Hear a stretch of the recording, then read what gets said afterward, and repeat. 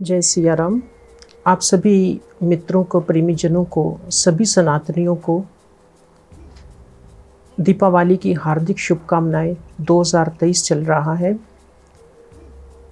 जैसा कि आप लोग जानते हैं कि दिवाली से पहले एक छोटी दिवाली भी आती है। हम उसको छोटी दिवाली क्यों बोलते हैं? हम इसको रूप चतुर्दशी भी बोलते हैं। हम इसको काली चौदस के नाम से भी जानते हैं और नरक चतुर्दशी के नाम से भी जानते हैं। हमें शास्त्रों में इसके बारे में क्या वर्णन किया गया है? जैसा कि विष्णु पुराण में इसकी बहुत ही सुंदर कथा वर्णन की गई है, जो कि दीपावली का त्यौहार सतयुग से चला आ रहा है। आप सब लोग जानते हैं। तो इसमें छोटी दिवाली का आखिर महत्व क्या है? क्यों ये प्रसिद्ध हुई? किस नाम से प्रसिद्ध हुई?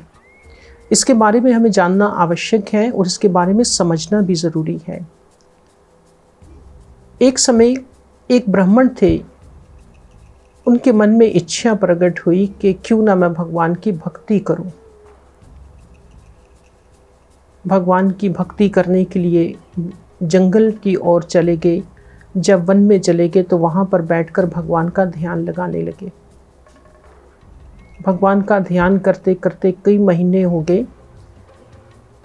जब काफ़ी समय बीत गया तो उनके शरीर के ऊपर कीड़े चलने लगे। उनके सर में भी जूएं पड़ गई। उस ब्राह्मण ने सोचा, मैंने तो इतनी भक्ति करी है, इतनी भगवान के नाम की तपस्या करी है, तो मेरे साथ ऐसा क्यों हो रहा है?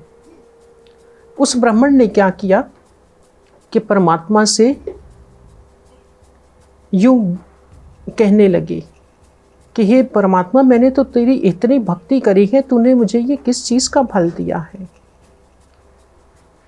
तब इतने में नारद जी वहाँ से गुजर रहे थे। तो नारद जी ने देखा कि ये ब्राह्मण बहुत चिंतित है।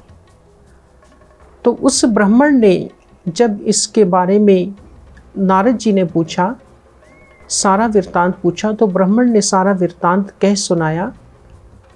तब नारद मुनि जी ने कहा कि हे ब्राह्मण, तूने तो भक्ति करी है, अपने तन से, अपने शरीर से, लेकिन अपना मन भगवान को नहीं दिया, अपनी आत्मा भगवान को अर्पण नहीं करी। इसलिए आपके शरीर में रोग उत्पन्न हो गया है। इस कथा को यही विश्राम देते हैं और इसके अर्थ को थोड़ा सा साथ साथ जानने का प्रयास करते हैं कि छोटी दिवाली हमें क्या सिखाती है। हमें छोटी दिवाली किस चीज़ का संदेश देकर जाती है?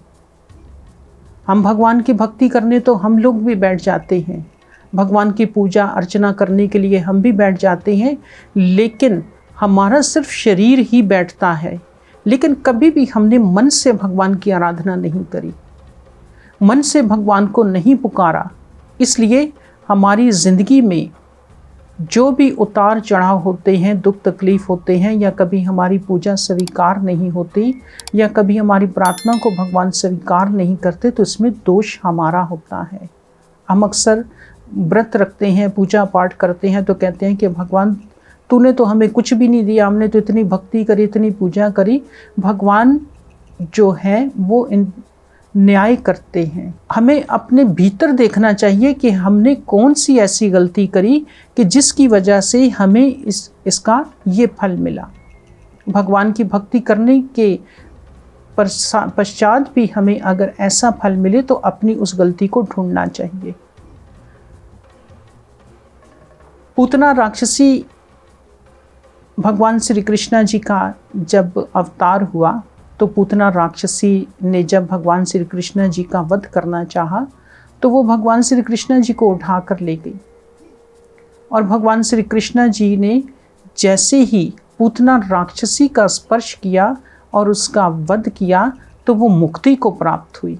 जब वो मुक्ति को प्राप्त हुई, जब उसका अंतिम संस्कार किया गया, तो ऐसा श्रीमद् भागवतम पुराण में वर्णन किया गया है कि जब उसका अंतिम संस्कार किया गया, तो वो अंतिम संस्कार के पश्चात उसके अग्नि से जो सुगंध निकली, वो बहुत ही सुंदर सुगंध, गुग्गल की सुगंध थी, अगर की सुगंध थी, तगर की सुगंध थी।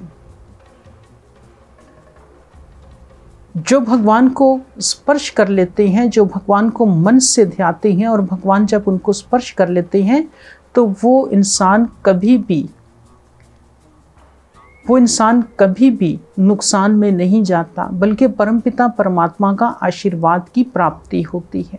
उस समय जब उस राक्षस, उस ब्राह्मण ने जब भगवान नारद जी से यूं कहा, तो नारद जी ने कहा कि हे ब्राह्मण, चिंतित होने की आवश्यकता नहीं है, क्योंकि तुमने अपना मन भगवान में नहीं लगाया। आपका मन कहीं और भटक रहा था, आपकी आत्मा कहीं और भटक रही थी। आपने तो सिर्फ शरीर से बैठकर भक्ति करी है, इसलिए आपकी ये दुर्दशा हुई है। लेकिन ब्राह्मण, चिंता करने की आवश्यकता नहीं है। आप उपटन से अपने शरीर को तेल से मालिश करने के बाद उपटन लगाकर आप अपने शरीर को स्वस्थ बना सकते हो। उस ब्राह्मण ने ऐसा ही किया कि तेल की मालिश करने के बाद, अपने शरीर पर तेल लगाने के बाद उपटन के साथ जब उसने अपने शरीर को लगाया, उपटन लगाया, तो उस उपटन के बाद जब उस ब्राह्मण ने स्नान किया तो उसको वही स्वरूप प्राप्त हुआ जो उसका पहले बहुत ही सुंदर रूप था। भगवान की कृपा से जब उसको दूसरा अपना वही स्वरूप प्राप्त हुआ, तो भगवान नारद मुनि जी की ये कथा, तो भगवान की कथा हमें ये सीख लेनी चाहिए कि जब भी हम भगवान के नाम की पूजा करें, भगवान के नाम की आराधना करें, तो हमारा मन भी भगवान की तरफ होना चाहिए। भगवान श्री हरि जी की कृपा प्राप्त करने के लिए हमें परमात्मा के चरणों का ध्यान रखना चाहिए। दीपावली से एक दिन पहले उस ब्राह्मण ने स्नान किया। रूप चतुर्दशी इसी को कहते हैं कि रूपवान करती हैं। आज भी नियम है कि लोग सुबह सवेरे उठकर छोटी दिवाली वाले दिन सूर्य निकलने से पहले शरीर के ऊपर तेल लगाकर, उपटन लगाकर फिर वह स्नान करते हैं, ताकि हमारे कोई ऐसी भूल चूक हो गई हो तो परमपिता परमात्मा जी हमें अक्षमा का दान करें। भगवान श्री हरि जी की लीलाओं की, कथाओं की महिमा अपरंपार है। हमें इस बात का ध्यान रखना चाहिए, तभी से इसको छोटी दिवाली के नाम से प्रसिद्ध हुआ यह त्यौहार। नारद मुनि जी की ये कथा सुनने से, भगवान हरि की कथा सुनने से और अपने शरीर की सीख लेने से हमें इस कथा के सुनने मात्र से ही हमारे जीवन में लाभ होता है। हमें अपने जीवन का लाभ लेना चाहिए। द्वापर युग में, सब बोलो सियापति रामचंद्र की जय। हमें द्वापर युग में जब भगवान श्री हरि जी का अवतार हुआ, कृष्णा जी का, तो कृष्णा जी ने जब देखा कि एक नरक असुर है, हम नरक चतुर्दशी भी कहते हैं, तो नरक चतुर्दशी हम क्यों कहते हैं? श्रीमद् भागवतम पुराण की कथा है, 9वें स्कंद का 18वां अध्याय। भगवान श्री कृष्णा जी ने जब देखा कि एक राक्षस है जो बहुत ही कोहराम मचा रहा है, लोगों को कष्ट पहुंचा रहा है। जब भी हमारे सनातन धर्म की कोई त्यौहार आता है, कोई कथा आती है, तो वो हमें कुछ ना कुछ सीख देकर जाती है। नरक असुर का भगवान श्री कृष्णा जी ने वध किया आज ही के दिन, जिसको हम छोटी दिवाली कहते हैं। आज के दिन भगवान श्री कृष्णा जी के जो भक्त लोग होते हैं वो भगवान कृष्णा जी का व्रत करते हैं, भगवान श्री कृष्णा जी की कृपा प्राप्त करने के लिए कि हे प्रभु, अगर हमसे पूरे साल में कोई गलती हो गई हो, हमें अक्षमा करना। उस राक्षस का वध क्यों किया? क्योंकि वो अपनी शक्ति का दुरुपयोग कर रहा था। भगवान श्री कृष्णा जी ने छोटी दिवाली वाले दिन, जिसको हम काली चौदस भी बोलते हैं, नरक चतुर्दशी भी बोलते हैं, रूप चतुर्दशी भी बोलते हैं, इस दिन भगवान श्री कृष्णा जी ने उस राक्षस का वध किया, बुराई का अंत किया। अब बुराई के अंत से हमें क्या सीख मिलती है? हमें भगवान ने किस किस्म का हमें संदेश दिया है?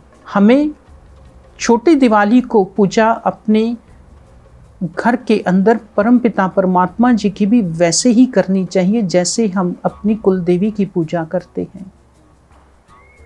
जो लोग, इस कथा का सार ये मिलता है कि जो लोग भगवान का आशीर्वाद प्राप्त करना चाहते हैं वो अपने अंदर उस नरक असुर की तरह कभी भी अभिमान ना करें। उस नरक असुर की तरह हमें कभी भी किसी को तकलीफ नहीं पहुंचानी चाहिए। उस नरक असुर की तरह हमें कभी भी किसी की हानि नहीं करनी चाहिए। उस नरक असुर की तरह कभी भी हमें धर्म से अधर्म बनकर नहीं घूमना चाहिए। जब हम अधर्मी बन जाते हैं तो हम नरक असुर बन जाते हैं। तो भगवान श्री कृष्णा जी हमारा वध नहीं करते। हम खोटे कर्मों की वजह से हमारी बुरी गति को हम प्राप्त होते हैं, क्योंकि हमने कभी सत्संग किया नहीं, कभी भगवान की पूजा करी नहीं। हम अगर पूजा भी करते हैं तो उसमें भी हम किसी का बुरा मांगते हैं, हम किसी को तकलीफ पहुंचाने के लिए भक्ति करते हैं। काली चौदस को, जैसे कि काली चौदस का अर्थ ये है कि काली रात, हम उस दिन ये त्यौहार ही क्यों मनाया जाता है? आपने इस बात को तफसील से सुना कि इस कथा का सार यही है कि हमें बुराई की तरफ नहीं बढ़ना, हमें अपने परमपिता परमात्मा जी के चरणों में नतमस्तक होना है, हमें ईश्वर के चरणों में लीन रहना है, हमें अपने परमपिता परमात्मा जी का आशीर्वाद प्राप्त करना है, हमें अपने घरों के अंदर माँ लक्ष्मी के साथ, अपनी कुल देवी के साथ परमपिता परमात्मा जी का भी आशीर्वाद हासिल करना चाहिए। जब हमें आशीर्वाद की प्राप्ति नहीं होगी तो वो हमारी पूजा व्यर्थ चली जाएगी। हमें भगवान से कुछ भी नहीं मांगना चाहिए, हमें भगवान से हमेशा आशीर्वाद की प्राप्ति मांगनी चाहिए। क्योंकि ऐसे बहुत सारे राक्षस गुजर चुके हैं कि जिन्होंने भगवान की प्राप्ति नहीं मांगी, भगवान से आशीर्वाद नहीं मांगा और वरदान मांगा। वरदान मिलने के बावजूद भी वो राक्षस मृत्यु के मुख में चले गए। चाहे हम किसी भी दिशा में रहें, मृत्यु के मुख में तो सब जाएंगे, लेकिन हमें परमात्मा का आशीर्वाद की प्राप्ति करनी चाहिए। इस दिन ये बहुत बड़ा त्यौहार होता है। इस दिन भगवान श्री कृष्ण जी की पूजा के साथ साथ अपनी कुल देवी का भी आशीर्वाद प्राप्त करना चाहिए और सात्विक तरीके से भगवान की और माँ दुर्गा की पूजा करनी चाहिए। आप सबका बहुत बहुत धन्यवाद जी।